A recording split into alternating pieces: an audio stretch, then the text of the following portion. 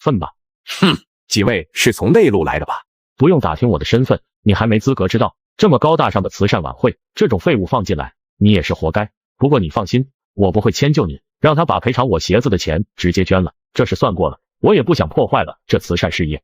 就是我们是过来捐款的，不是过来看这废物的。杨秉辰也是脸色阴沉，还从未有人敢在他面前这么嚣张。先送刘少去医院。不行，我刚刚说了，赔偿我的鞋子1个亿，不拿钱别想走。好好好，你们好得很。杨秉辰说完转身就去打电话了。此时别墅的动静闹得很大，得知刘哲被打，众人都是围了上来。晴雯，你怎么在这里？小叔，我跟几个朋友过来玩了。说着，晴雯给他介绍了夏琳几人。难道这就是哥提到的那个夏琳吗？随后他就退到一旁给陈伟打去了电话。哥，我好像碰见你口中说的那个夏琳了，跟晴雯在一起。你是不是得罪了他？我没有，自从你让我老实点后，我从没做过任何出格事情。随后他就把大概的事情跟陈伟说了一遍。哼，打得好，老的也是这个鸟样，小的更不用说了，现在得罪了不该得罪的人，他们刘家栽了。杨秉辰去打电话了，估计打给刘源吧。打给谁都没用，等死吧。哥，那我现在过去为晴雯站台。赶紧去。陈维思来想去，还是通知了李泽坤，毕竟李家在湘江只手通天，没有他们家办不到的事情。什么事？夏琳来湘江了，刚刚还跟刘家的刘哲起了冲突，刘哲人也被打得半死了，知道怎么做了吧？多谢爸，夏琳董事长来湘江了，刚刚还跟刘家的刘哲起了冲突。哼，我亲自去一趟，在哪里？杨秉辰的别墅，今天的慈善晚会。走，过去。而刘源得知自己儿子被打了，也带着人匆匆赶了过来。蒲总，一会你要是帮犬子的事情处理好了，我就跟你们家合作。放心，一般的人我随便帮刘总处理了。来到别墅后，看到他儿子躺在地上，他眼含怒火。是谁？谁干的？是我打的。怎么，你来为你儿子出气了？不过我劝你不要太嚣张，否则连你一块打了。这里是湘江，别以为自己有点实力就敢在这里放肆，今天这是没完。哼，你的儿子不教导好，我就帮你教育，留下1个亿捐款就滚吧，我不想看见你们，觉得让人作呕。哼，我看你能嚣张到几时？而这时蒲在业也走了过来。刘总，有什么要帮忙的？蒲总，麻烦了，这小子怎么打我儿子的，你就怎么给我打回去。我特么想出门装个批，就这么难吗？都装到湘江来了，怎么还逃不过？他和周刚毅一共见过3面，每次都是他在挨打，从未缺席。哟，这不是崂山派的弟子吗？你叫什么来着？大少，我叫蒲在业，叫我小蒲就好。你特么不是我叫过来的吗？现在是怎么回事？你们认识吗？不能说认识，大家有过几次深入的交流吧？都特么打了3次了，能不认识吗？这几位美女一看就是仙子下凡，此生能见到你们，真是亵渎了你们的美貌。不愧是在崂山派最底层待了几年的人，这拍马屁都练得炉火纯青了。蒲在业的无耻行为让围观群众们都看傻了眼，这过来还没热身，就直接开启舔狗模式。你小子到现在还没死，我看你还是有些前途呢，去给这老货揍一顿，为我们助助兴。好的，蒲在业不带任何考虑，直接向刘源走去。你干什么？你家里还想不想跟我合作了？老子早就看你不爽了，能跟我家合作算你8辈子修来的福分，你特么还在老子面前装批，今天看老子不削死你！而躺在地上的刘哲刚缓了一口气，没想到连他父亲都遭殃了，他只好继续在地上装死。而这时李超人也来到了现场。李老爷子，您怎么来了？李超人没有理会杨秉辰，直接向夏琳走去。董事长，你来湘江了，怎么不跟我这个老头说一声，我好尽尽地主之谊？我跟我哥过来玩了，就不想叨扰你了。李超人一听到夏风也来了，身躯猛地一震。上次黄老邀请他的时候，他可是见过夏风一面。不叨扰，你们能够去我家做客，那是我的荣幸。李老爷子怎么叫那个美女做董事长？她什么时候也寄人篱下了？难道是枫林娱乐的董事长？我记得枫林娱乐发布会的时候，公布投资人中有李老爷子。这枫林娱乐绝对不一般，投资的大佬们都吓死人。这时大家看夏琳的眼神就不一样了。哥，你来了呀！看到夏风出现，蒲在业也是一愣。这等恐怖的存在竟然也来了。夏少，欢迎来湘江。现场的众人都是震惊不已，仿佛看见了世界上最不可思议的事情。客气了，这里怎么回事？那人过来出言调戏我们。夏风听后眼神一变，冷冷地注视着刘源。前辈，我刚刚已经教训过他了，我还能再打。那就继续吧。好，还有那2个。周刚毅指了指一旁的樊文斌和雷龙。跟着大佬就是爽，人根本就打不完。夏少，这里的事情我会处理好，不用劳烦夏少了。随意吧，今天不是举行慈善晚会吗？什么时候开始？杨秉辰，过来。慈善晚宴马上开始。好，我现在就去宣布。行了，把他们两个丢出去吧，别弄脏了慈善晚会。好的，前辈。第二天一早，夏风和龙傲天就来到了大雾山。师傅，李老说湘江风水被人动了手脚，怎么来这里了呢？就是这里，我昨天晚上就感受到了。说完，夏风朝着山顶的一块瞭望石走去。就是这里了。这里吗？难道有人在这里动了手脚吧？没错。随后抬起瞭望石，发现石头下面埋藏着一袋黑色的东西。给那袋子拿出来。随后夏风打开袋子看了一下，就把它化作灰烬。随后还在这里设置了一个结界。师傅，袋子里面是什么东西？来自西方的巫师所下，我已经记住这个气息了，改日给他抓出来，问问何人指使，华夏领地外国神明进行。夏风说完，眼神一冷，他知道这是西方人的恶毒手段。师傅，这就处理好了吗？好了。这未免也太简单了吧，只能说那些人的手段在师傅面前不堪一提。师傅，什么时候去找这个人？再看吧。好。说完，两人顺着小道向山下走去。美清，昨晚我跟你说的就是他，恐怖如斯。被叫做美清的是一名记者，专门挖掘一些爆炸的新闻。真的假的？真的，昨晚就是这人把刘元父子给赶了出去。好，我先跟过去看看先。你好，我看你们不像湘江人，你们是内陆来的吗？是的。你们来香港旅游吗？认识一下，我叫杜美清。你还是把胸口的摄像机关了吧。被这么直面的拆穿了，杜美清也有些尴尬。因为职业的原因，所以忘记了。夏风没有理会，就直接走了。杜美清刚想追上去，就被龙傲天拦了下来。他突然感觉到一股莫名的寒气，让他本能的止住了脚步。果然不是普通人，也只有大佬身边才有这种令人窒息的保镖了。此时，杜美清任职的媒体公司内，刘总编，我有个爆炸性的新闻要发表。什么爆炸性的新闻？就看主编你敢不敢刊登了。有这么爆炸吗？你先说什么新闻，不管什么新闻，我力保你能够发出去。昨天晚上杨秉辰举办的慈善晚会，有人把刘元父子俩都打了。你要是不敢发出去，我就把这个料卖给敢发的媒体了。发。刘伦一咬牙，还是决定发布，毕竟这条新闻都够他吃3年。而新闻只发出去10分钟不到就被和谐了，只因上面有着夏风侧面的照片。而杜美清正得意地看着后台，突然间竟显示稿件不见了。什么情况？怎么不见了？刘总编，你不是说可以发出去吗？怎么刚刚发出去就被封了？封了。他连忙打开了新闻主页，发表的新闻果然看不见了。你等会，我问一下。说完，他拨通他上级的电话，却无人接听。刘主任，这会不会出什么事情？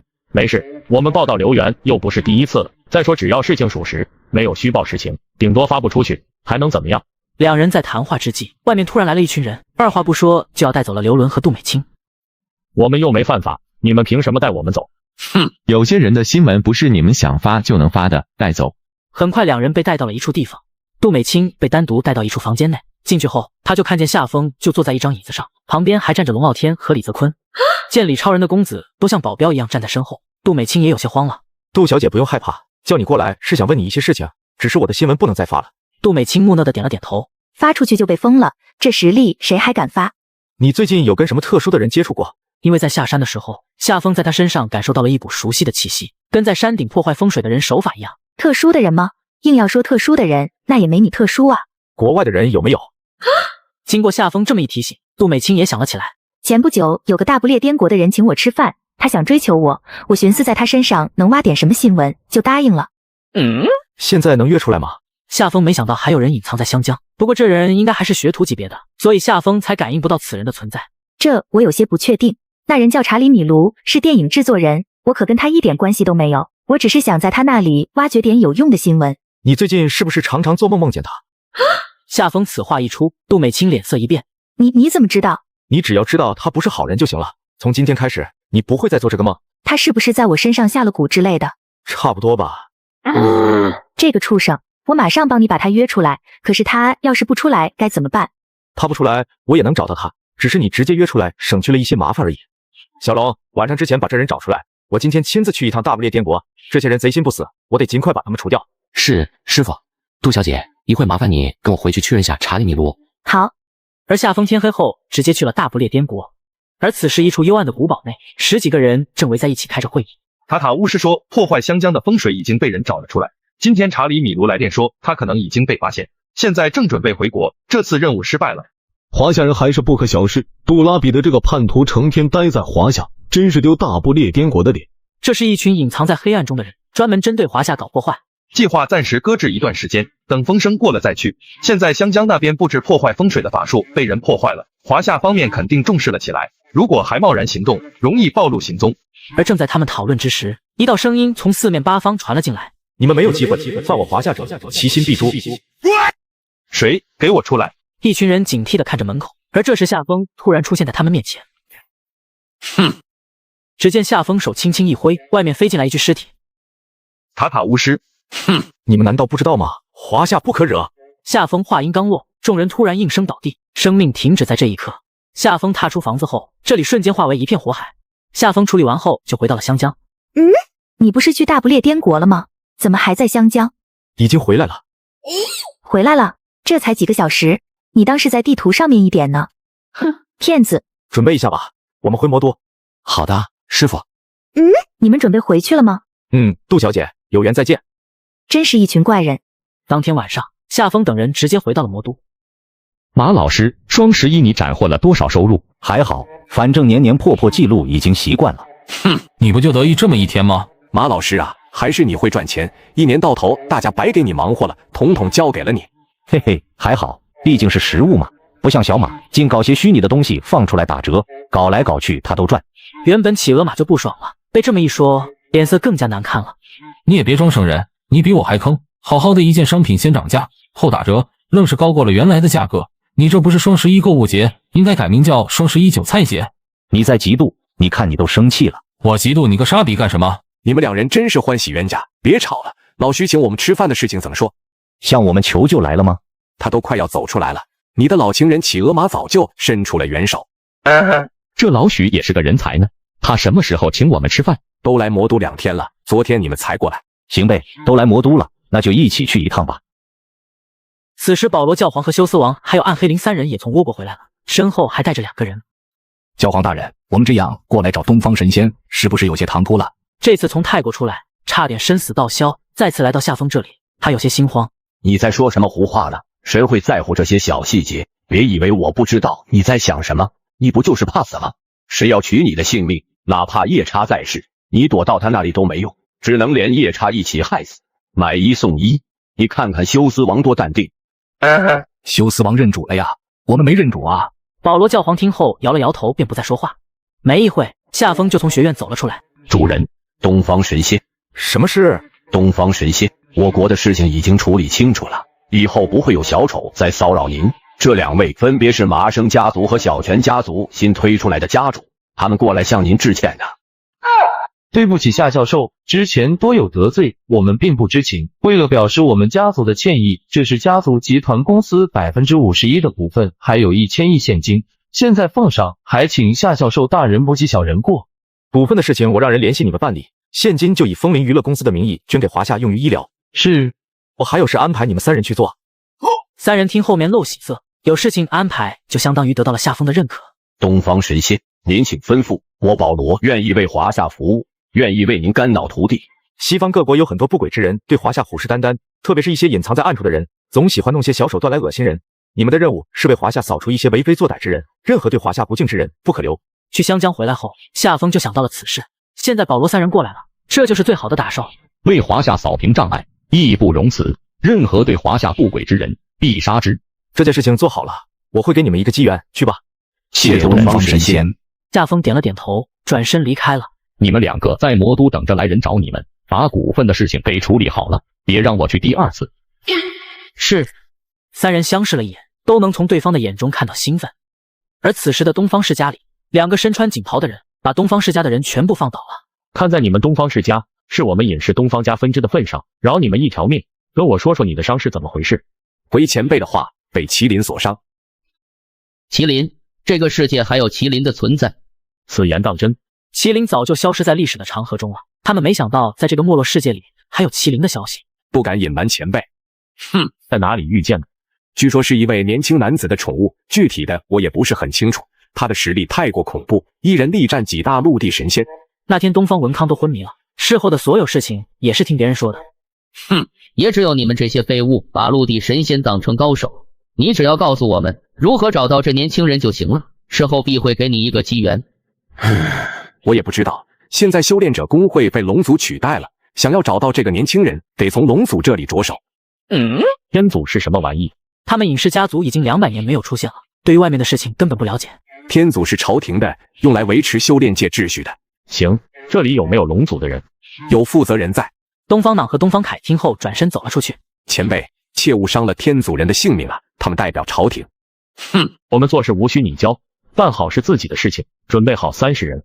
待2人走后，东方凌雨连忙上前询问：爷爷，这也是东方家是什么鬼？爱尹氏家族是华夏最神秘、最古老的家族，历史上出来过几次，都引起了不少的动荡。这样牛批的吗？爷爷，兵来将挡，水来土掩，别想多了，我先回房休息了。这尹氏家族这么厉害，要是贸然去找姐夫，难免会吃亏。得到了消息，东方凌雨急忙赶到了仙元宗。姑父，我表姐呢？雨薇在闭关，你有什么事情可以跟我说？姑父，这可不行啊，事情太大了。你跟我说了，我才能确定是否要让雨薇提前出关。好吧，姑父，你知不知道尹氏家族？尹氏家族？你说的是尹氏家族的事情？有自称尹氏东方家的人找去了我们家，他们要对夏前辈下手。要对前辈下手？他知道夏风的实力深不可测，可具体到什么程度，他也不是很清楚。现在尹氏家族盯上了夏风，这让他感到焦虑和担忧。此事甚大，关系到夏前辈的安危，我们想办法通知前辈吧。姑父，你去叫表姐出关吧，我们出去通知夏前辈。好。而夏琳等人在于伟家玩到5点，大家才结束准备回去。于叔叔今天打扰了，我们准备回家了。不打扰，在我这里吃饭吧，我这里厨师水平相当的好。不必了，今天晚上说好了要带于少和小雅回家吃饭的。于兆义听后眼神一亮。好，如此那就不挽留你们了，有空常来玩啊，这个包厢以后就为你们留着。好，谢谢于叔叔了。这次机会难得，你特么晚上不要回家了，不会给你留门。爸，这不好吧，万一要回来我去哪里睡？那你就趴在别人的门口睡，老子最近都不想见到你，别逼我跟你妈再生一个。赶紧滚，别让莲儿等你。最终2人还是留在了夏琳的别墅，郑清雅跟着秦雯睡一个房间，而小王和秦斗见状连忙跑回了房间，还把房门给锁死了。没办法，蒋欣只能含泪把于伟叫进了自己房间。此时的复旦大学内，林雨薇和东方凌雨找了过来。下山后，2人找到了衙门，由他们带2人来到了魔都。姐夫看着夏风走了过来，连忙朝他挥手示意。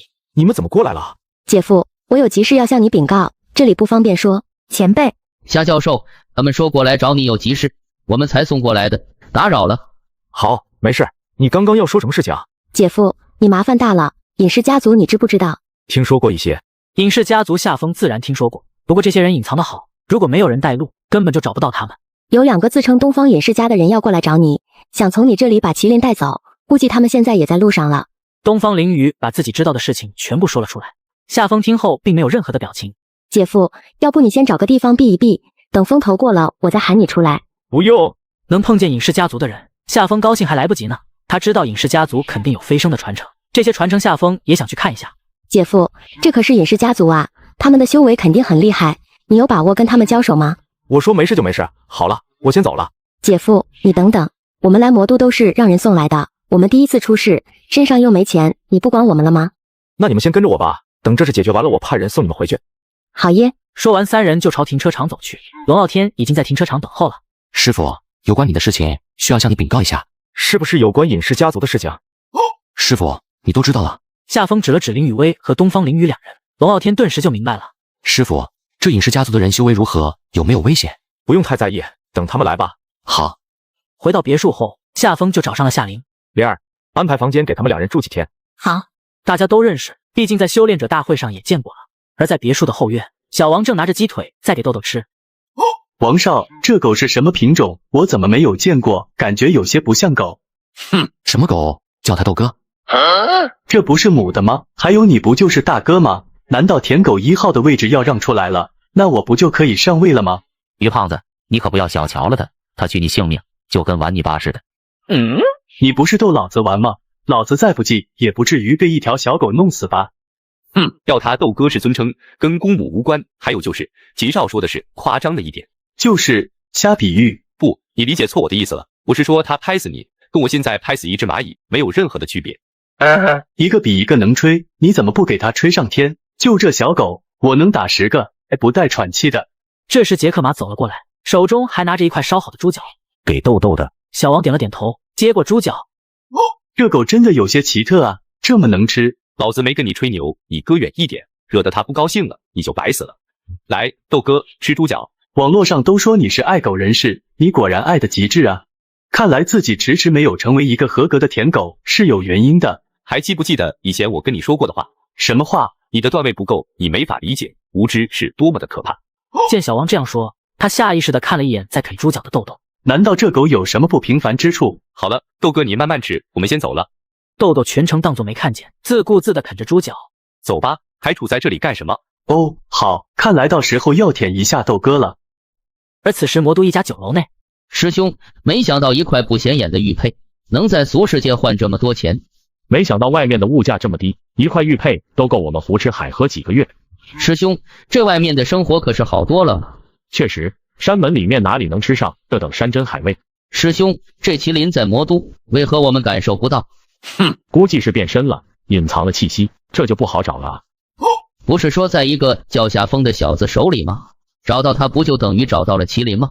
也是，这次能遇见麒麟也算是意外收获。把麒麟弄到手后，尽量不惹其他的麻烦，到时候直接带着人回山门。我知道，难怪师傅说外面的社会太过繁杂，根本不适合修炼，这才出来几天，就差点要迷失本性了。现在看来，此言一点也不假。明天开始慢慢找吧，能够把麒麟作为宠物的人，这人应该有元婴的境界。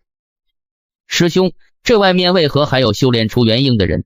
世界之大无奇不有，曾经华夏还出现过修仙者呢。现在的修炼界属于古武修炼者，尹氏家族则是修真者，而夏风是修仙者。不过修仙者早就断了传承，现在华夏哪里还有修仙者？整个世界都没了修仙者。修仙者比他们有着天生的优势，不管是修为的精纯，还是修炼的进度，都无法匹敌，而且还能越级战斗。师兄，你对修仙者了解有多少？都已经断了传承，我能从哪里了解到？真希望自己哪天能获得修仙者的传承，那就平步青云，一路高歌猛进了。行了，别做梦了，这是不能的事情。这外面的世界就是好啊，大晚上的灯光闪耀，这足以说明现在的时代不一样。东方党说完四处看了看，突然看见不远处有个男子双手抱怀，像是在等着他们。师弟。东方党说完，手指了指夏风的方向，只见夏风朝他们露出了笑容，好像看见了自己想要的猎物。你们来了呀！夏风早就听说过尹氏家族的事情了，现在这些人主动送上门，夏风就提前出来找他们。而东方党和东方凯已经做好了战斗准备。你是谁？我就是你们要找的人。你是什么人？你们不是在找我吗？那我就过来了。难道是麒麟的主人，竟然敢这么明目张胆的来等我们？师兄，有些不对劲，这小子可能设好了埋伏，准备来个瓮中捉鳖。你特么的才是鳖，不会说话就不要说。不用看了，就我一人，我有些话要问问你们。你问我们就要说嘛，拿你的麒麟来换吧。你们别无选择，2个小小的出窍期而已。见夏风一语道破了他们的境界，这显然是高出了他们的修为。前辈多有得罪，还请原谅。你打麒麟的主意，我没意见。还是刚刚那句话，我想问你们一些问题。你们尹氏东方家在哪里？他们家族的位置是绝密，是绝不能对外人说起。说吧，机会只有一次。面对夏风浑身散发出的威压，两人开始汗流浃背。若不是被施了定身咒，他们两人早就站不住了。在北海古猎岛。古猎岛吗？你们尹氏东方家现在最高修为的是谁？前辈，我们老祖是合体后期巅峰，就要渡劫了。好了，你们走吧。夏风说完就消失不见了。这就放过我们了？难道在逗我们玩儿？还是有什么更深的阴谋？或许是听到我说老祖的修为在合体后期巅峰，他这才打算放我们一马吧。师兄，我总感觉哪里有些不对劲，要不我们先回山门吧，把这次的事情禀告给族长。好，带人回山门的事情暂时先放下，先回去禀告此事再做决定。看着消失在黑夜中的两人，夏风笑了笑，他早在两人身上丢下了印记。随后夏风就回到了别墅，打算等他们快到的时候再赶过去。直到第3天，夏风才离开了别墅，一跃来到了北海上空。而东方朗和东方凯两人进入山门的地界后，终于放下心来。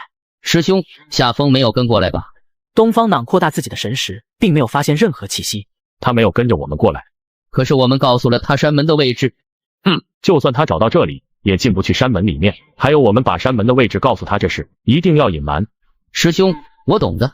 随着两人进入一片迷雾，直接消失在原地。两人用秘法进入了山门，又朝天雄大殿走去。拜见族长。回来了，人带回来了吗？回族长，没有。没有，让你们出山带30个人都带不回来吗？这不是扯淡吗？族长，出了一些状况，我们这次出山碰见了麒麟。麒麟，此话当真？族长，弟子不敢欺骗你。哈哈，好啊，没想到消失上万年的麒麟还能出现在世间，天助我东方家！麒麟在哪里？族长，这麒麟是一个年轻人的宠物，此人修为应该在分神期或者合体期的修为了。怎么可能？以外界的灵气程度，不可能有人修炼到这个境界。族长，弟子不敢有半句虚言。如果你说的是真的，那只有一种可能，是其他隐士家族的人。麒麟或许已经被别人捷足先登了。族长，或许真有可能，弟子无能，没能带回麒麟。行了，别人已经到了这个修为，你们2个争取也是死路一条。此事我会禀明老祖，这麒麟或许能够助老祖渡劫飞升。谢族长不伐之恩，弟子还有一事要禀告。说吧。此人修为比我们高，弟子怕他跟踪我们过来了，岂不是暴露了山门吗？如果真的过来了，那就成好事了。是，那弟子先行告退。而2人刚转身，就看见了站在门口的夏风。你竟然真的跟过来了！此刻东方秀也发现了不寻常，瞬间来到了2人身前。什么事情？族长，就是他，我们说的人就是他。好家伙，还真的跟过来啊！我都打算出山去找你了。本座问你，你是哪个隐士家族的？你应该知道其他隐士家族的所在地吧？我就是对你们充满了好奇，这才过来看看。听夏风这么一说，东方秀就知道他不是其他隐士家族的人了。小子，年纪轻轻就有如此的修为，看来机缘不错嘛。本座给你一份机缘，把麒麟献给我东方家，以后你就是我东方家的人，祝你飞升，还能安排东方家一个女修士跟你双宿双飞，你看如何？他们作为隐士家族之一，已经算是这世间出类拔萃的存在了。我只是来了解了解，飞升有什么秘诀？这个你放心，等你成为我东方家的人，飞升秘诀自会告诉你。不了，你实力还不够，让你的老祖来跟我说吧。原本一直和颜悦色的东方秀，脸色瞬间冷了下来。老子好歹也是合体期初期的修士，你难道还能超过合体不成？小子，别敬酒不吃罚酒，既然你来了，不留下麒麟，休想安然无恙的离开东方家。东方朗和东方凯2人都吓傻眼了。来人啊，离席！夏风看着出去的东方朗和东方凯2人，并未阻止。现在能好好说话了吗？你是什么境界？他可是合体初期，就算他们的老祖一击，也不可能让他如此受伤。这是你要关心的问题吗？你不说也没事，那我就在这里等你们的老祖亲自来吧。我今天来的目的就是要搞清楚我不知道的任何事情，你们可以不说，但凡多问一次，我就杀一人。这难道是渡劫期的修士了？那为何没有渡劫飞升呢？随着师兄弟2人出去大喊大叫，很快就惊动了整个东方家。很快，整个大殿围满，对着夏风充满了敌意。放开我们的族长！你们族长不是好好的吗？我又没限制他的人生自由。族长，你怎么样？要不要紧？还行，开始吧，我问你答。你不要欺人太甚了。何人胆敢在我东方家放肆？随着突然响起的声音，东方家的弟子们纷纷面露喜色，他们知道这是老祖们来了。随着声音的回荡，门口出现了3个人影。恭迎老祖！如果没有什么大事发生，他们老祖是不会轻易出来的。这一次竟出现3个老祖，还是头一遭。老祖，此人有些怪异，3位老祖多加小心。东方秀，你好歹也是合体期的大能，怎么败给了一个小子？是弟子无能。你是何人？哪个门派的？为何来我东方家捣乱，还打伤了我们东方家的族长？你礼貌吗？报上名号，再跟我说话。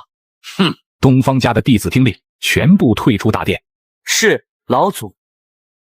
好久没有正式的动手了，希望你一会别让我失望。此人话一出，瞬间出现在夏风的身后，手成刀劈式，斩向夏风的后脑勺。合体期终究还是弱了些啊，你们还不值得让我出手。老三，渡劫期嘛，连合体后期都接不过一招，那就说明夏风是渡劫期修士。渡劫期不是？他早就不是渡劫期好久了。不可能，你没有渡劫期，不可能秒掉老三。你当老子是煞笔呢？随便你们怎么理解吧，这个不重要。告诉我你们家族渡劫的方法，我饶你们不死。哈哈，你就算是渡劫期又如何？你还真以为你能赢？东方宇面露狰狞，随后掏出一块玉佩抛向空中，恭迎圣主。刹那间狂风大作，整个宫殿都在摇摇欲坠，空中很快显出一尊身影。夏风看着空中的人影，感觉和须佐之男相同，不过须佐之男的是分身，而这是一道影像。呼唤本尊何事？随着东方家圣主的影像出现，整个东方家都在震动，毕竟此影像拥有渡劫境的实力，在这个世界可以说是无敌的存在。拜见圣主，起来吧，发生了何事？圣主，还请为我们做主，拿下此贼人。看到东方宇手指的方向，这才把目光看向夏风。特么的，看走眼了，原来罪魁祸首就在面前。你是何人？胆敢闯我东方家？你还有什么要交代的？一并交代了吧，一会就没机会了。哈哈，在这个世界，你是第一个跟我说这种话的人，有魄力。哼，既然你无话可说，那就到此为止吧。原本淡定的圣主猛然一惊，自己在夏风的威压面前竟无法动弹了。怎么可能？没有什么不可能的，可惜你只是虚影，若是你本体在，倒是可以让我出手。他的存在就是让不可能变成可能。消失吧。等等，有什么一言就说吧。前辈可否为我解惑？夏风点了点头，示意他继续说。我能够感觉到你的实力在渡劫期之上，为何你还能留在这个世上？而地上的三人也是傻眼了，没想到夏风竟是渡劫期之上境界。难怪打我们跟打狗似的，根本都不用出手。其实我也不明白，这就是我来东方家的目的，我想寻求这个原因。你要是早点展现实力，我们还打个锤子啊！幸好老三的性子急躁，上的比较快，不然连我都得挨顿揍。你到渡劫期的时候，难道没有感应到天道的召唤吗？夏风摇了摇头，这就奇怪了。我到渡劫的时候，能够感受到天道的召唤，而且体内能够吸收天道的力量。难道你不是修真者吗？不是，我是修仙者。此话一出，四人震惊地看向夏风，眼中充满了不可思议。毕竟修仙者可是远古时期才存在的人。难怪了，难怪了。你可知这是为何？我现在也没办法回答你。我这虚影只保留在地球上面的记忆，飞升后的事情一概不知道。就算我收回这虚影，在那边的本体知道了你信息，也无法再次传达给你了。你们飞升是有什么秘诀吗？没错，我们飞升需要南宫家、司马家、上官家到齐才行。飞升的秘诀由我们四家共同掌握，一起出面就能感应到天道的召唤，这也是我们四家一同存在的原因，缺一不可。不过不用担心，其他三家我们东方家负责帮你联系，一定会给你解惑，我也非常的感兴趣。行吧，东方宇听命，弟子在，你带前辈去找其他三家人，务必要完成任务，弟子遵命。你看这样如何？可以。好，那我先回玉佩了，我等待你飞升的那一天，我也想看看修仙者跟我们有何不同。告辞。圣主说完，化作一道光束进入了玉佩之中。族长，怎么三位老祖收拾一个年轻人需要这么久的时间？难道三位老祖真的被吊着打了？不然也应该打完了吧？这时夏风率先走了出来，而三位老祖此时像条哈巴狗一样跟在后头。还不快快跪下拜见前辈！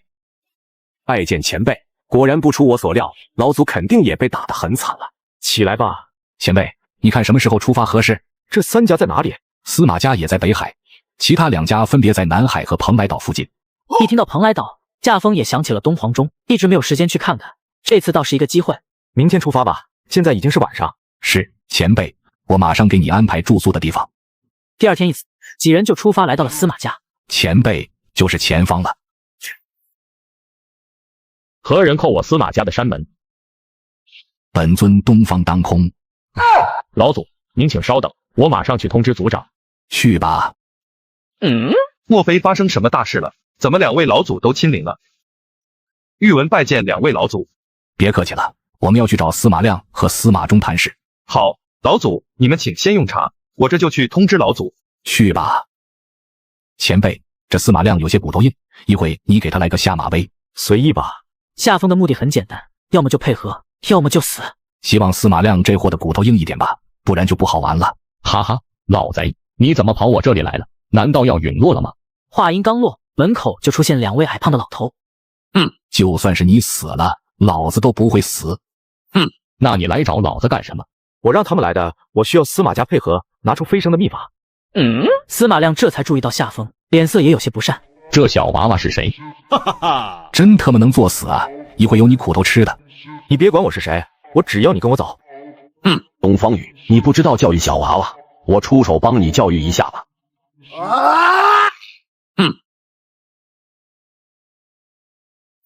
好好配合，万事无碍，拒绝配合，司马家灭。夏风一起身，全身散发出来的威压让司马亮差点站不住。难怪刚刚东方宇强忍着笑你，原来是想看我笑话，这狗日的阴老子！前辈，司马家愿意全力配合前辈。老东西，你还算脑子转得快，免受皮肉之苦。我东方家的圣主都要尊敬的喊一声前辈，何况是你？这么年轻，竟然已经是渡劫期了，难怪需要渡劫飞升的秘法。司马衷，赶紧向前辈道歉，不知礼数，幸好前辈手下留情。司马衷多谢前辈手下留情。行了，你们跟我走吧，去其他2家。是，前辈。灵儿，我哥们到魔都了，下午我们去拍摄场地玩玩。好。今天林跟旭过来试镜，虽然都是躺在床上的戏，但也要走个过场。很快林跟旭就来到了剧组里面。老林呢？王少可是给你安排了一场床戏，你要努力演好啊。哈哈，秦少说笑了，你大可放心，我相信没有男人演不好。哈哈，那就提前祝你拍摄成功了。而这次负责给他试戏的就是冯大刚。冯导，这是我介绍过来演大师兄的那位。小林，这次我们第一次合作吧？是啊，冯导的名声响彻国内外，这次能跟冯导合作是我的荣幸。好了，试戏就不用了，我相信你能出演好这个角色。这特么出来装逼，说了一句台词就躺在床上装死到结束，这特么还是什么戏？冯导，冒昧的问一问，跟我搭戏的女演员是谁？金小晨吧。好好好。一听搭戏的是金小晨，他连忙笑着说好。这货是不是脑子有问题？就出场个几秒钟就躺床上，有什么好高兴的？行了，等轮到你拍摄的时候，我会提前1天通知你。好的，冯导。而夏风他们此时也抵达了上官家的海域。前辈已经到了，我去帮你开路。去吧。好。哼，狗日的，这就开始抢老子的事做了。今天在司马家怎么就没揍死这孙子？闹出这么大的动静，很快上官家的族长也带人出来查看。几位老祖，不知道你们砸我上官家的山门是何事？让上官风云几个老东西出来，我们有事要商谈。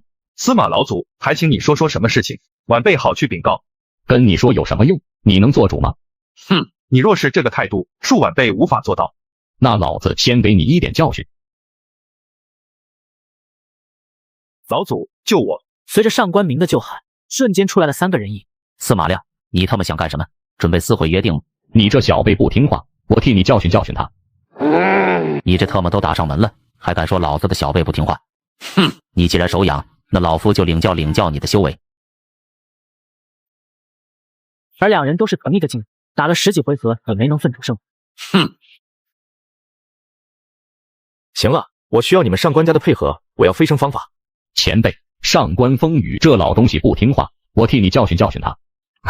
前辈，此人实力如此恐怖，难道东方家和司马家已经投诚了？前辈，他们东方家和司马家怎么做，我上官家也怎么做。东方风云活了几百年了，这点眼力劲还是有的啊，不过就只能加入了。再说也不过是飞升方法而已。前辈，你看是不是在上官家休息一晚？这么晚也去不成蓬莱岛南宫家了？可以。那前辈里面请。东方兄，前辈是什么来历？实话跟你说了吧，我也不知道。东方兄，这就说笑了吧？你他妈不知道他的身份，怎么会跟在后面当小弟？修炼者的世界是一个弱肉强食的世界，强者为尊，天经地义。我们心甘情愿的跟着前辈。那前辈的实力如何？你我都是差一步渡劫期了，难道前辈已经是渡劫期了？不是，怎么可能？这等实力怎么可能不是渡劫期？我东方家的圣主渡劫期的修士，在前辈面前一样不够看，前辈早就超过渡劫期了。可是前辈为何还能留在地球上？前辈他不是修真者，而是修仙者。修仙者，现在知道前辈为什么盗渡劫而不飞升了吧？前辈跟我们修行的不一样，他想了解我们是怎么飞升的。我懂了。而此时魔都的老王等人也在去聚会的路上。催个毛啊！一会我们先过来。嘿嘿，我这不是无聊吗？我还把钟总叫过来了。卖水工吗？对呀，是他。行，一会我们就过去。这老许，我们过去就揍他一顿，让他整天就只会修大门口，一点实事也不做。好，到那里就先打他一顿。特么的，怎么无缘无故把我一顿揍了？钟总，这是什么风把你吹过来了？嘿嘿，这不是之前在群里一直听你们说搞什么娱乐公司，正好在魔都，恰巧碰见徐总，就厚着脸皮过来蹭一顿饭。钟总说这话就见外了，你可是华夏卖水第一人。嘿嘿，运气好而已，马老师才是真正的有钱人，我们只是表面上的而已。哈哈，你少吹捧我了。马老师你就别谦虚了，你就算什么都不做，你就负责把菜炒好就成，你永远还是我们的老大哥。怎么还说到炒菜这上面来了？雷总说的炒菜是啥意思啊？马老师做企业是一个好手，但他炒菜才是主业，我们都羡慕极了。马老师，我只知道你教过书，还真不知道马老师能炒出一手好菜。马老师果然是神人。别听他们胡说，只是比较喜欢自己弄点吃的罢了。对于自己是夏风的专用厨师，这是他最得意的事情。刘强西也在魔都，打个电话让他过来吃饭。我来通知他吧。来，大家尝尝我这烟，很不错的。别在包厢里面抽，一会还有人来的。钟总，你要是忍不住，你就一步出去抽吧。他们好不容易把夏琳给请过来，可不想被这下小细节给影响了。那算了。马老师，我看你们比去年的时候年轻多了，是不是最近有什么好的养生秘诀？哈哈，吃好喝好就行。还是马老师想得开，现在有钱开始享受了。我之前不是常说吗？我对钱没兴趣，这句话成了我的笑话了。不过说实在的，我对钱真的没兴趣了，但是对花钱还是有兴趣的。马老师说的在理，现在我们追求的是名声和身体健康，钱不钱的真无所谓了。哈哈，你一说到名声，我就想起了企鹅马，他可是从古至今挨骂人数最多的人，名副其实的第一名啊。杰克马说完还往后看了一眼，没想到企鹅马已经站在他身后了。你也别说我，你也好不到哪里去，我们彼此彼此。嘿嘿，开个玩笑，大家乐呵乐呵。几人交谈了一会，夏琳等人也到了，老王等人纷纷站了起来迎接。李二，快来坐，饭菜已经准备好了，马上可以开吃了。老王见刘强西这死舔狗这么主动把自己的事情给抢了去，他只能说上这么一句：让你们久等了。没有，你都来早了。这些顶尖大佬怎么会对一个小女孩这么热情？拿到这就是许家印说的大人物。灵儿，这位就是许总。感谢您百忙之中还能抽空过来吃个饭，这是我的荣幸。招待不周还请多多见谅。许总客气了。身份地位这么高的吗？这已经不是对等的平行线了。这小姑娘到底是谁？华夏还有这么一号人物？虽然是许家印请客，但他倒是成了一个外人。毕竟今天的主角是夏琳。午餐结束后，夏琳等人先走了。老王，你看我今天的表现怎么样？还可以，还算比较会来事。各位，冒昧的问一句，刚刚那位夏琳是哪位大人物的后辈？老钟啊，我知道你有些好奇，但是你还没法接触到这个层面，还是不知道的好。不愧是老王啊，装逼这方面总是能玩出新高度。以后你若是有这份机缘，你就懂了。看来要跟老王他们搞好关系，机缘只能从这里得到，不然许家印也不会费尽心思做这么多的事情了。此时夏风等人也来到了最后一站的蓬莱岛。一到岛上，夏风就有种不一样的感觉，让他感觉到东皇钟可能真在此地。前辈，前方是南宫世家。夏风点了点头，随后司马亮又跑过去轰结界了，一样的套路来一次，南宫家瞬间折服。前辈，这就是我们4家中飞升的奥义。4家老祖分别拿出一张破旧的羊皮卷递给了夏风。你们出去吧，我参透一会。是，前辈。等众人出去后，夏风把4张破旧的羊皮卷组合在一起，开始感悟上面的力量。转眼3天就过去了。东方兄，怎么3天3夜过去了，前辈还未出来？我哪里知道，3天时间对我们来说不过是白驹过隙，一会的事情，你急什么？这不是为前辈担心吗？哼，前辈是高人，而且感受天道的力量本就不是一件容易的事情，哪里有那么简单啊？而南宫红听后却有些欲言又止。南宫老儿，你是不是想说什么？其实也没什么，就是马上月圆之夜了，每次月圆之夜，整个蓬莱岛的灵气会消失，我怕对前辈飞升不利。还有这回事？以前怎么没有听你说过？确有此事，从我出生开始就这样了。根据我南宫家的古籍记录，南宫家搬迁来此就是如此了。至于什么原因，我们南宫家研究了上万年，依旧毫无所获。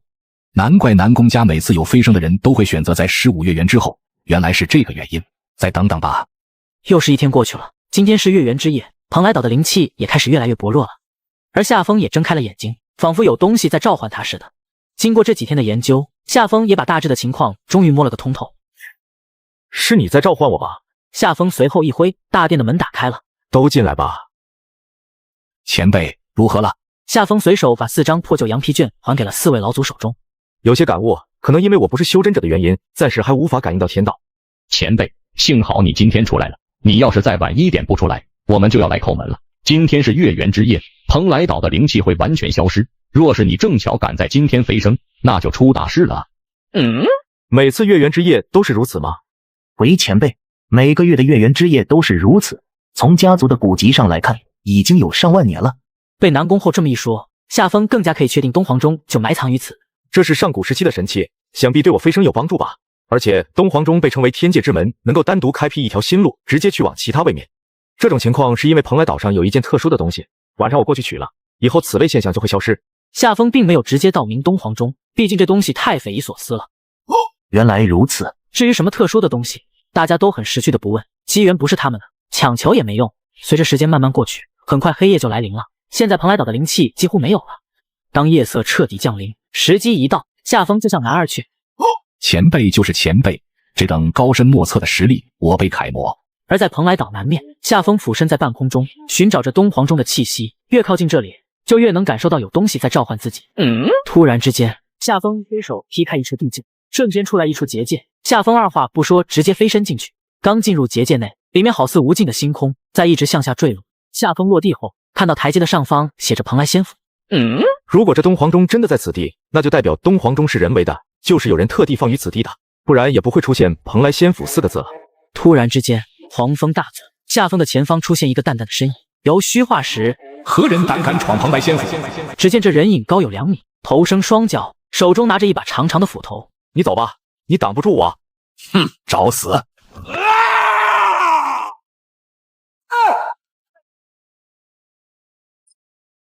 此界还有你等修为的人。话音刚落，虚影瞬间化成了淡淡的影子飘散。夏风继续向洞府的深处走去，这时一处结界直接把夏风挡了回去。哈哈，东皇钟自带的结界，不愧是上古10大神器。破！随着夏风口吐破字，整个空间开始变得有些扭曲，原本反噬的力量好像受到了挤压，一步步往回收缩，直接捏碎了东皇钟自带的结界。瞬间来到一处四面刻满符文的宫殿，而宫殿的正中间的石桌上面就摆放着远古10大神器之一的东皇钟。这就是10大神器之首的东皇钟吗？这是夏风从出山以来最令他心动的东西。东皇钟不仅防御能力极强，攻击力也是毁天灭地的。夏风朝东皇钟触摸了一下，随后一股吸力吸出了一丝血，东皇钟就直接认主了。在这一瞬间，他就跟东皇钟达成共识了。夏风开始感受东皇钟的力量，准备摸透东皇钟的用法。主人，这时夏风脑海中突然响起了一道声音：器灵吗？主人，我还称不上器灵，我跟你认主了，只能跟你沟通。器灵可是具备独立思想的，强大的器灵更是能化成人形走出来。能够跟你沟通已经足够了。有传言说你能打通天界之门，是否有这一事？主人，我可以做到。得到东皇钟的肯定后，夏风大喜。那我过去后还能回来吗？主人，你把我留在地球就能回来，不过这样维持不了多久。能够维持多久？10天。10天太少了，那跟出去游玩一趟没有什么区别。那如果带你过去，还能回来吗？主人，一同过去后，我们都不属于这个世界的力量了，我也没办法带你回来，除非主人能够撕破天道，破碎虚空，重返地球。这样吗？那以后再考虑这个问题吧。夏风终究还是放不下夏灵。主人，地球10天等于外面10年，毕竟修炼者的10年如白驹过隙，眨眼的功夫而已。原本夏风已经打消了这个念头，现在东皇钟这么一说，他又提起了兴趣。你是远古时期的神器，你可知道有没有办法让一个没有任何天赋的人修炼？主人，没有天赋就是最好的天赋。仙界有一种叫探灵草的仙药，这仙草就是为了无灵根的人而存在，它能够唤醒体内的天赋。这仙草既然这么强大，应该很难寻找吧？很难，至少存在着机会。也是，如果满大街都是了，那就不是什么珍贵的东西了。先这样吧，等我准备好了，你再送我过去吧。是，主人。说完，夏风就离开了蓬莱仙府，回到了南宫家上空。你们自行散了吧。说完，夏风就消失在众人的视线中。从蓬莱岛回来后，夏风也开始计划去仙界的事情了。灵儿，过来一下。哥，你什么时候回来了？昨天晚上就回来了。你以前跟我说过，你也想修仙是吧？对呀，你不是说我的体质没有办法修仙吗？难道哥你找到了能让我修仙的办法？有这个方向了，但是具体如何还得去找。难吗？难就算了。不难。不难就好，那我也可以修仙了。去吧，等我好消息。东皇钟，仙界最高的修为是什么境界？既然打算过去，夏风也想了解那边的情况。主人，这个我就不知道了，我只能打通前往仙界的路，但仙界具体的情况我不清楚。好。随后又叫来了龙傲天和杜拉彼得两人。师傅，你们的境界稳定了吧？师傅，都稳定了。那就准备一下吧。这2天继续送你们去昆仑山修炼10天，我会给你们丹药，让你们结丹，转化为修真者。多谢师傅。你们在修炼者的境界已经是陆地神仙了，想要更进一步，必须要结丹，踏入修真者的行列。已经到了这个境界，跟你们的努力也有关系。是，师傅。这次多采购一些食材和生活必需品，我一次性帮你们带进去。好。再次进入到昆仑山内，大家都是很兴奋，豆豆也从夏灵的身上跳了下来，开始四处撒欢。这次待的时间比较久，大家好好修炼。这次我就不监督你们了，我自己要闭关修炼，一切修炼上的问题都可以向龙傲天和杜拉彼得2人请教。好，安排好工作后，夏风给龙傲天和杜拉彼得单独叫了过来。这是2颗结丹的丹药，你们一前一后结丹，留着1人照料他们就行，结丹不会有风险问题的。多谢师傅赐予丹药。这次结丹后，你们会全新的发现另一个世界的大门向你们敞开了，以后要走的路还很长，努力修炼。师傅，我们必不会让你失望。好了，你们谁先谁后自己决定吧。在我闭关的这段时间，他们就由你们轮流看护了。我闭关时都不要来打扰我。一切安排好后，夏风给洞内设置了一处结界，准备去仙界玩玩。主人，准备去仙界了吗？反正迟早都要过去的，你该如何送我过去？主人，你把我放出来。主人，这是什么地方？为什么我感知不到，而且这里灵气充足？地球上的任何地方，东皇钟都可以感知到，唯独对这里，它充满了未知感。这算是个小世界吧？具体这里是什么地方，我也搞不懂。主人，在这里我无法给你送过去，因为我对这里缺少了感知。我知道，我现在带你出去。夏风说完，就直接回到蓬莱仙，布置好结界后，就拿出东皇钟。现在就送我过去吧。是，主人。东皇钟说完，浑身金光大闪，从东皇钟里面发出一束光，照射在夏风的身上。主人，你过去后，我将会跟你失去联系，10天后会自动把你召回到这里，到时候你会有感应的。好。随着光束越来越淡薄，夏风消失在这片天地。夏风只感觉眼前一黑，仿佛自己被带入了一股无底洞之中，身体不由自己控制。不知道飘了多久，夏风忽然感觉体内突然爆发出磅礴的力量，这股力量冲击着他的境界在一直突破，直到停留在仙帝初期，这才稳住了境界。竟然直接突破了9个大境界，来到了仙帝初期的境界。这是一个什么样的世界？在天空中飞了大概1炷香的时间，夏风终于看见了人影。这位兄弟，向你请教一些事。夏风的突然出现把他吓了一跳，连忙摆出战斗准备。我并无恶意，我跟你打听一下，最近的城在哪里？这又是什么地方？你往西边一直走，大约3个月的时间就可以到达澎湖城。戒了。澎湖城是天玄大陆的一座小城，也算是这附近最大的城池了。城主大人又要招能人治事了，有意者晚上去城主府报名参加。城主应该是这座城最大的人了，想寻找探灵草，问他比问谁都好。来到城主府后，夏风表明来意，就直接放行了。这位兄弟，你也是来应招的？听说这次需要真仙以上的境界才能应招，这次可是有大任务。你可知是什么大任务？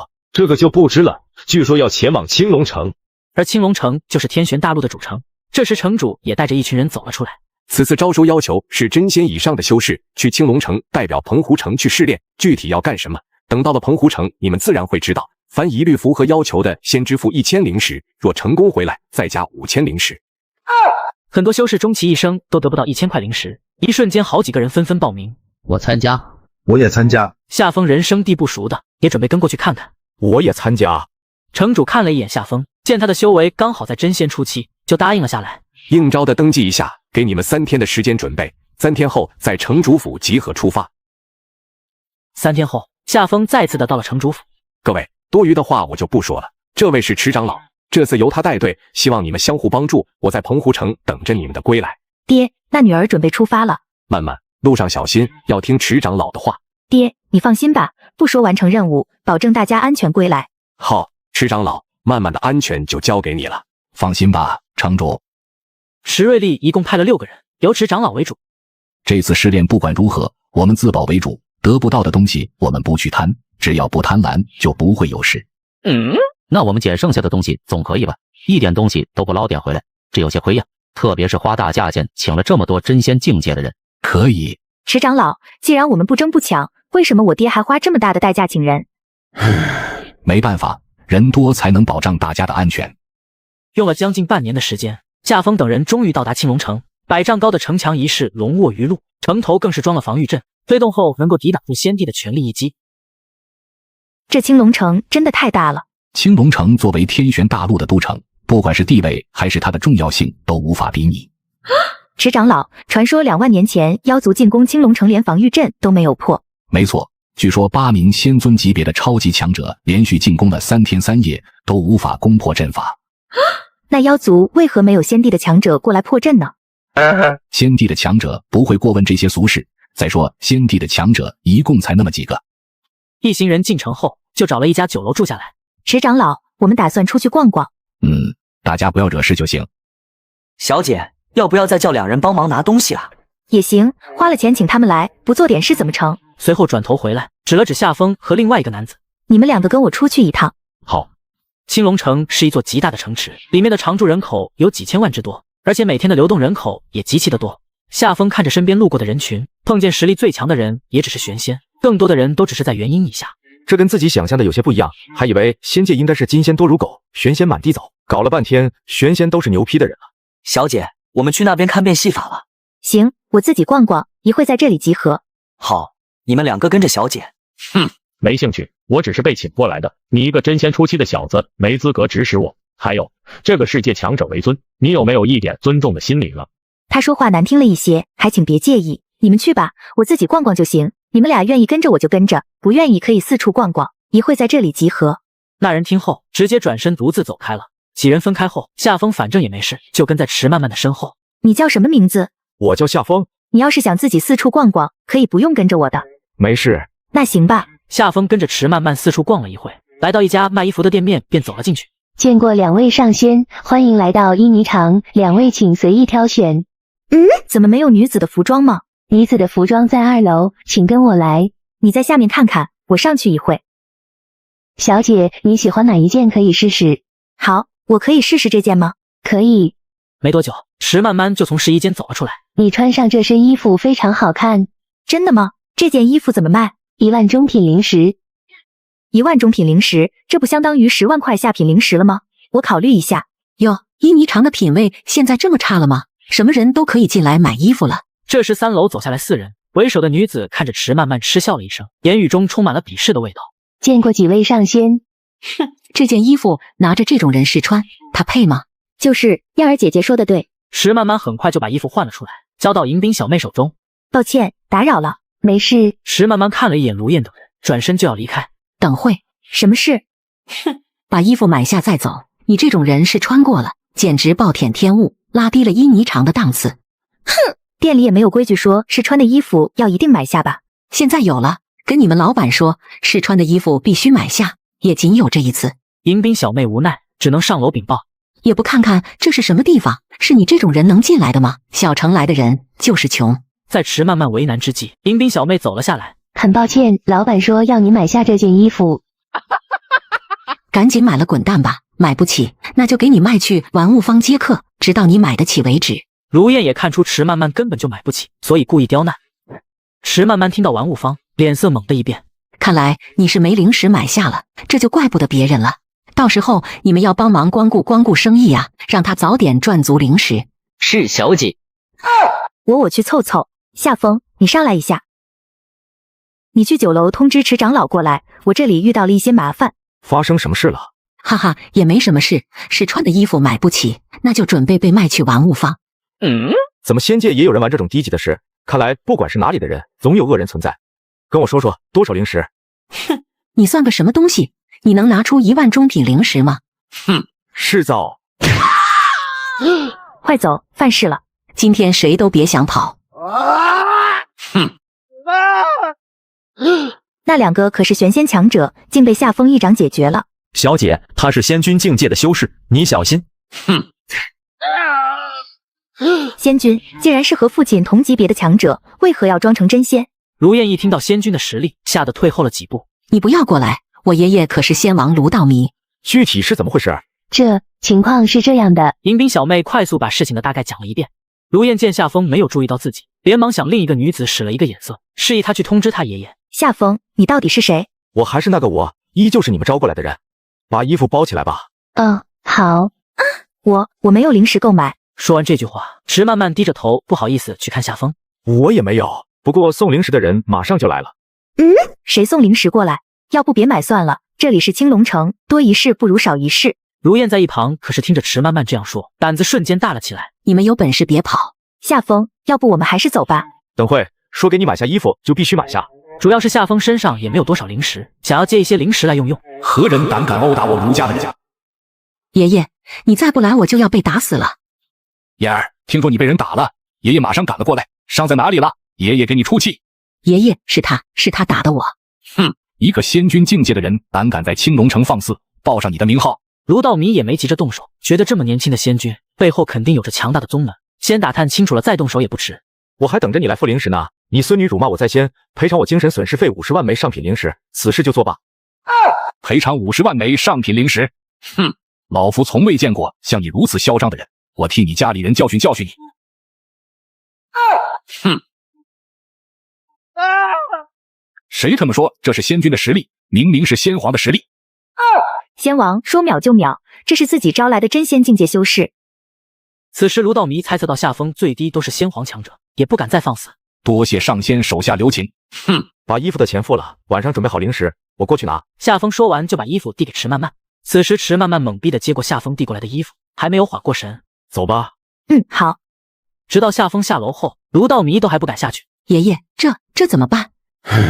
先回去吧。夏风走的时候可是让他回去准备灵石的，他都不知道去哪里搞50万上品灵石。今天的事情你就当没有发生过，该怎么样还是怎么样，不要忘记了，我收了你父亲的灵石。这怎么行？这可是仙皇境界的人啊，一辈子都不一定见得着，竟然还会给我当保镖。你听我的就行。好。回到酒楼后，池漫漫吩咐池商路再开了一间房给夏风，毕竟夏风可是仙皇级别的强者，不可能让他跟别人同住了。小姐，又重开一间房干什么？你别管，我自有安排。池漫漫接过门牌号，没有回答池商路的话。给你一个人一间房。夏风没有拒绝，接了过来。你晚上还要出去吗？那你注意安全。城主，事情的经过就是这样，你可要为我做主啊！他敲诈我50万上品灵石，我实在拿不出来。哼，真是狮子大开口！你是我青龙城的人，我自会护你周全。多谢城主大人相助，在下感激不尽。谢就不必说了，你虽然不是我府上的人，但也是青龙城的人。如果连你们都看护不了，我做这城主有何用？是，到时候在下必会奉上重礼。既然我来了，你就把心放到肚子里面去。一个仙皇在青龙城还翻不起浪花。有了城主莫须有的保证，卢道迷心里终于舒缓多了。夜幕降临，夏风来到了卢府府内。灵石准备好了没有？他来了。小友，可否卖我一个面子？此事作罢。本座乃青龙城的城主莫须有。原来是城主大人啊！那城主大人手中有多少上品灵石？夏风没有在意莫须有的言语，反而问到莫须有家中有多少余粮。老子跟你说的是这个问题吗？再说我家里有多少上品灵石，跟你有1毛钱关系？这位小友，本座话中的意思你还是没有理解啊！我说你们之间的事情就此作罢。我的话你也没理解。我的意思是，你既然来了，那就一起付灵石吧。狂妄！老子是来做和事佬的，可不是来掏灵石的。卢道迷心里微微窃喜，夏风3两句把莫须有也拉下水了。跪下！莫须有和卢道迷2人突然感觉到一股来自天际之外的压力，压得他们喘不过气，硬生生的跪在地。莫须只感觉浑身汗毛竖起，脊梁骨发冷，身子都不能动弹。这就是你说的仙皇，这他妈绝对是仙尊境界的超级大能啊！给我准备一些好的酒菜上来。上仙请稍等，我这就去。卢道迷说完，不管莫须有就先溜走了。莫须有跪在地上不能动弹，内心慌的一批。好好的惹上一个仙尊，真是出门没看先例，日了狗啊！起来吧。是上仙。 50万上品灵石，买你的命！莫须有此刻纵使有万般的不甘，也不敢反驳，毕竟他好不容易才修炼到仙皇。是，问你一个问题，你可知道探灵草？探灵草什么玩意？从未听过呀！上仙，我从未听说过有探灵草这东西。你再仔细想想，探灵草能够让没有修炼天赋的人可以修炼。上仙，你说的这东西好像不叫探灵草，应该叫溯源果。 溯源果是远古时期的溯源树结出来的果实，它不但能够让无法修炼的人开始修炼，还能增强天赋，对仙尊的效果最大，能够有机会步入仙地。这东西不好找吧？是找不到了，早就灭绝了。上仙怎么连这些基础的东西都不知道？没了吗？那你可还知道有什么东西能够让一个无法修炼的人修炼？上仙，这个我不知道。仙尊或者仙帝这类的超级强者可能会知道。那青龙城有没有仙尊级别的人？ 青龙城是没有常驻的仙尊，但是青龙城最近的剑修宗有一位仙尊。那明日你带我去。好。没一会，卢道迷端着酒菜跑了上来。上仙，请慢用。去准备上品灵石吧，有多少准备多少，不要试图隐瞒，不然后果你承受不起。是，上仙。大约1炷香的时间，卢道迷就带着灵石过来了。上仙，所有的上品灵石都在这里了，一共16万块。明早我去找你，先把50万块上品灵石准备好了。是。你他妈是怎么得罪到一位仙尊强者的？妈的，过来啥好处也没捞到，还把家底都给搭进去了。哎，城主，我也是有苦难言啊。第二天一早，夏风就来到了城主府。上仙，东西准备好了吗？准备好了。好了，带我去剑修宗吧。好。剑修宗确实距离青龙城很近，没一会功夫就到了。上仙，前面的山就是剑修宗，直接过去吧。上仙，剑修宗上空有结界，无法御空飞行。夏风没有理会莫须有的话，瞬间来到结界处，一拳就撕开了剑修宗的结界。结界撕开的一瞬间，剑修宗内也响起了警惕的钟声。这也太嚣张了吧，完全不把剑修宗当一回事啊！随着护宗大阵被夏风击破，剑修宗的修士纷纷踏空而来，把夏风和莫须有两人团团围住。什么人胆敢强闯剑修宗？剑修宗的仙尊叫什么名字？图籍仙尊。我并无恶意，叫你们宗门的图籍出来吧。哼，就凭你也想见我们的老祖摆阵拿下他们？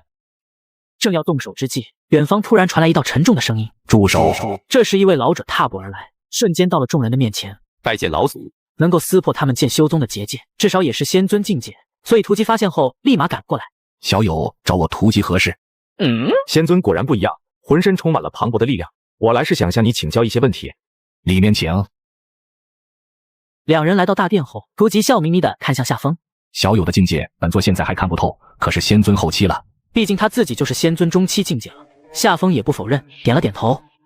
小友如此年轻就是仙尊后期了，老朽佩服。有问题尽管开口。不知道你是否清楚，有什么药材能够让没法修炼的人开始修炼？有2种方法，还请告知。一种是素元果，一种是混元丹。不过素元果早就绝迹了，但也不代表有些秘境没有遗存下来。还有就是混元丹，这丹药要仙帝级别的炼丹师才能炼制出来，至于药材要比素元果好找得多。图籍说完看了看夏风，不管是第一种还是第二种都是极难的。我自己也会炼丹啊，而且还是正儿八经的仙帝，就是不知道炼这个混元丹需要什么级别的炼丹师才能炼。素元果暂且不说，这东西太缥缈虚无，是不是真的存在都暂且不知道。但你说的混元丹我很感兴趣，还请你跟我细说一番。混元丹的药效跟素元果一样，需要炼丹宗师才能炼制，也就是10品炼丹师。最重要的是，炼丹过程中还需要仙帝渡气，这才是真正难度。要怎么才能知道炼丹师的品级？去丹宗一测便知。小友还有什么需要问的？老朽知无不言。夏风本来还想敲诈剑修宗一波的，现在也不好意思开口了。毕竟一开始图籍就是笑脸相迎，此时再下手多少有些抹不开。没什么事了，我就先告辞了。告别了图籍，夏风就带着莫须有离开了。老祖，此人是谁？先帝的苗子。老祖，他真有这么厉害？至少我不是他的对手，而且他还这么年轻。只是本座有些好奇，他年纪轻轻有这个实力了，为何什么都不懂？而夏风两人也回到了青龙城。青龙城内有一队从澎湖城来的人，你帮忙照拂一二，特别是一个叫池漫漫的人。夏风打算去丹宗看看，池漫漫那边就不打算回去了。是，上仙。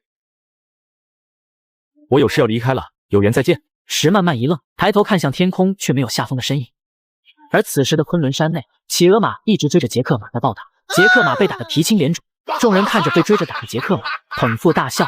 马老师不行啊，嘴上厉害，真打起来了，哪里是企鹅马的对手？哈哈，小马明显年轻得多，马老师哪里是他的对手？再说小马最近武道有些增长，还不是吊着马老师打。他们几个老一辈的人，如今就企鹅马实力最强，几人自知干不过。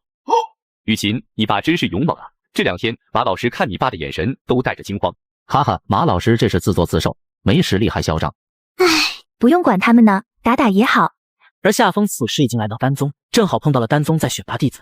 自己不就是来测试的吗？过来试试也好。听说这次是丹宗的大长老也要选拔2名亲传弟子，要是能够被大长老选中，那前途无量啊！你少做梦了，大长老是8品炼丹师，他招弟子的要求极为苛刻，要3品以上，年龄不超过100岁的。我也报名。姓名、年龄、现在的品级。夏风不到100岁。品级呢？会炼丹，品级还没有测试。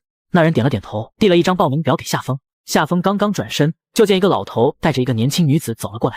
思瑶，你可要争气啊！凭你的天赋和炼丹品级，摆在大长老名下绝对没有问题。知道了，爷爷。上仙，给我孙女报个名。姓名、年龄、炼丹品级。吕思瑶，26岁，4品炼丹师。确定无误？确定。好，很好。刚刚无意中听到了，你的天赋很好。谢谢。小友也是来参加丹宗选拔的吧？夏风点了点头。小友，我看你也挺年轻的，你是几品炼丹师？我没有测试过品级，我也不清楚。到时候丹宗会给你测试的，一会你们只是测试天赋，选中以后才会给你测试品级。好的。很快就开始了第一轮，是测试天赋和控火的技术。而夏风和吕思瑶两人的天赋都爆表了，丹宗的大长老得知消息后，直接把夏风和吕思瑶单独叫了过去。你天赋这么好，你都不知道自己的品级吗？不知道，炼丹只是玩玩而已。丹宗有没有炼丹宗师？这个我不清楚，我只知道丹宗的宗主是9品炼丹师，或许会有老祖之类的。你说我们2人有没有机会拜到大长老门下做亲传弟子？我不是来拜师的。不是来拜师的。我是来测试品级，顺便问丹宗一些事情。你天赋万年难得一见，一定要保持好心性。丹宗的人性格都很古怪，你这样会吃亏的。没事的。两人很快来到了大长老的宫殿，丹宗的大长老田训已经在此等候。思瑶拜见大长老。而夏风依旧站着一动不动，吕思瑶连忙示意他赶快行礼。大长老，你们丹宗可有宗师级别的炼丹师？夏风不想浪费时间，就直奔主题。这跟你拜入我门下有何干系？如果没有，我另寻宗师。你的意思是我不够资格教你了吗？他是看好夏风的天赋，但并不代表能够忍受夏风的态度。没错。放肆！先皇的气息瞬间笼罩着整个大殿。夏风轻轻一挥手，整个大殿的气息全部消散。我是来请教问题的，请丹宗的宗师出来吧。仙尊，拿出测试时，给我先测试炼丹师的品级。你虽然是仙尊强者，但是独自来我丹宗放肆，是不是找错地方了？那我就让你们服为止。夏风说完，一把抓过田训。门外的弟子见状，连忙跑着去通知人了。片刻后，3道气息强大的人影直接飞入大殿，其中更是有一位仙尊境界的强者。何人敢在我丹宗闹事？放开大长老，否则休想走出丹宗。我不想闹事，我要见你们丹宗的宗师。你算什么东西？老祖岂是你想见就能见的？随后转头看向那位仙尊，劳烦你了。让本尊领教你的实力。此人名叫沃洪熙，也是丹宗修为最高的门客。现在夏风胆敢来丹宗闹事，那就是打他的脸面。你还不够格啊！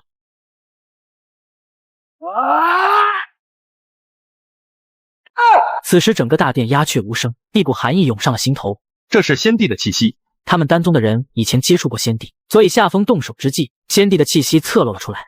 你是无灭先帝？无灭先帝是天玄大陆2大先帝之一，已经消失了很久。现在夏风突然的出现，这让他们不得不怀疑夏风就是无灭先帝。他们丹宗的地位虽然很高，但是在先帝面前还是不够看。这个世界就是先帝在主宰。你说的这人是谁？穆良辰听到夏风这样说，也知道夏风不是无灭先帝。丹宗宗主穆良辰向先帝请罪，如有奔赴，丹宗愿鞍前马后。帮我测试炼丹师的品级。他这次的任务就是来丹宗看看自己的炼丹品级和拿到混元丹的配方。是，我亲自为你测试。说完，他手中出现一个水晶球，朝夏风飞了过去。你只需要把手放于水晶球上即可。夏风把手放了上去，只见水晶球光芒四射，最后定格在9品炼丹师的位置上。是先帝就算了，竟还是9品炼丹师。您是9品炼丹师？你们丹宗的老祖是10品宗师级的炼丹师吗？是的，我想跟你们老祖学习炼丹，如果可以，我欠你们丹宗一个人情。穆良辰听后微微一震，这可是先帝的人情，可遇不可求。我需要去通报一声，这是没有问题的。夏风点了点头，然后从沃洪熙背上一开。多谢上仙手下留情，你去通知吧。是。等穆良辰出去后，夏风看向沃洪熙。刚刚你们宗主说的无灭先帝是谁？无灭先帝是天玄大陆的2大先帝之一，不是，现在应该说是3大先帝之一，500年前就消失了，至今下落不明。还有一位呢？还有一位是天禄先帝，现在在仙帝岛。这2人有可能对自己产生威胁，毕竟是老牌的先帝了，很有可能是先帝中期或者后期。没多久，丹宗的老祖就过来了。先帝来访丹宗，此乃丹宗之幸。穆良辰已经把夏风的事情全部告诉了吴鸡子，所以吴鸡子身段放得很低。打扰贵宗了，我有些炼丹的技术需要向你讨教。毕竟这次算是有求于人，夏风表现得很是客气。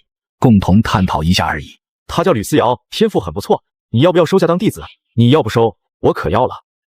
拜丹宗的老祖为师吗？哈哈，这是丹宗选拔出来的好苗子，我岂会不愿意？孩子，你过来。老祖，不要怕，我收你为弟子，可愿意？还不谢谢老祖？谢老祖，弟子吕思瑶叩见老祖。哈哈，好，没想到我吴鸡子还能收个徒弟，你往后便是我的第5弟子。而一旁的丹宗宗主穆良辰和大长老几人如同吃了苍蝇一样，吕思瑶一下子成了他们的师叔。你们还愣着干什么？还不赶快拜见师叔？拜见师叔。不必多礼。思瑶，规矩就是规矩，谁都要遵守。你是我的弟子，他们的师叔，这一拜你受得起。你下山准备一下吧，3日后来丹宗报道，以后就天天跟着我。是，师傅。他知道这一切都是夏风带给他的，不然吴鸡子不可能收他为徒。去吧，小友，我们去探讨炼丹的方法。如此甚好。今日之事，谁都不可外传。天佑天玄大陆又多一名先帝。是宗主。小友，以前没有听过你的大名，你不是天玄大陆的人吗？说是也不是。此话怎讲？无极子有些不解，夏风这么年轻就是先帝了，竟然没有什么名声。我是从外界飞升过来的。外界嘛，那难怪了。你们外界飞升过来的人过得有些惨啊！现在出了你这么一位先帝，恐怕格局要改变了。从外界飞升过来的人都在哪里？须佐之男说要等着我的，不知道之后在干嘛。基本都在空虚城。空虚城吗？空虚城以前是空城，在天玄大陆的最南面，在万妖大陆交界处。因为你们外界飞升过来的人跟大家有些不合，所以慢慢的集合在空虚城生存。知道了。他准备有机会去空虚城看看，说不定还能碰见熟人呢。不说这些了，我们来探讨如何炼丹。好，有劳了。3年的时间一晃就过，这3年夏风一直跟着无极子学习炼丹术。现在夏风准备炼制破元无极丹，而这丹药正是需要宗师级的炼丹师才能炼制。夏风，准备好了吗？可以开始了。放心练吧，不行下次再来。药材的问题你不用担心，炼废了这一份，丹宗还存有一份破元无极丹的药材。好，不打扰你了，你放松下心情开始吧。夏风把破元无极丹的炼法一直在心中反复的练习，确定没有任何问题后，就开始起炉炼丹。师傅，夏大哥他会成功吗？成与不成也得看天命。9品上阶丹药不但要自身的实力，还要跟天道抢机缘。哼，师傅，你这不是说了跟没说一个样吗？一连15天过去了，平静的天空中突然出现了一道巨大的裂缝。师傅，你看，基本上可以成了。希望夏风最后关头能够把控住，现在已经在抢天道的机缘了。师傅，这样就算成了吗？现在已经在抢天道的机缘了，只要最后完美结丹，他就可以晋升炼丹宗师了，真是天赋异禀啊！天空的裂缝出现没多久就消失不见。师傅，消失了，消失了！现在就看他结丹了，耐心等吧。而炼丹室内的夏风，他感觉到一股力量从上天而来，直接进入了丹炉。夏风一气呵成，直接收了火后，这时丹炉中传出了声音。夏风一喜，这时成丹的声音，随后8枚丹药飞出，丹药的周身环绕着一股雾气，还有3道肉眼可见的丹纹。终于突破到炼丹宗师了。夏大哥，成了吗？成了。好爷。夏风，恭喜成为宗师了。大恩不言谢。夏风，我们之间就不必说这些客套话了。你能有今天的成就，完全在你自己。我能亲手教出一位炼丹宗师，这也是我的荣幸。你打算什么时候走？明天就走，尽快找到剩下的2位药材就回来。这2位药材我无法给你提供帮助，你自己去寻吧。往南边去寻，以前那里出现过黄树果。好，今晚大家一起好好喝2杯。此时整个空虚城里弥漫着硝烟的味道，这里刚经过了一场大战。哎，最近妖族侵犯的越来越频繁了，